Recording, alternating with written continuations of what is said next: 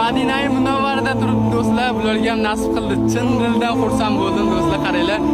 Qaranglarda hozir chegaradan o'tkazmadi, u qildi, bu qildi, lekin iloji bo'ldi, keldi. Mana do'stlar, endi bir narsa fikrladim, qaranglar.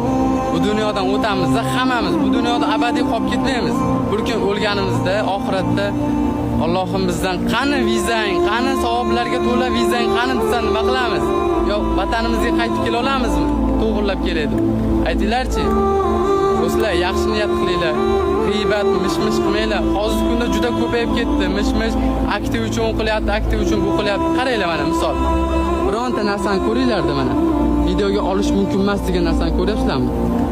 Ol deyapti, chiqar deyapti, aktiv uchun kesin deyapti kerak bo'lsa. Mumkin deyapti, aktiv uchun bo'lsa ham kesin deyapti. Allohning bu uyi deyapti. Do'stlar, mayli sizlarga ham nasib qilsa aktivni o'ylasizlar ekan.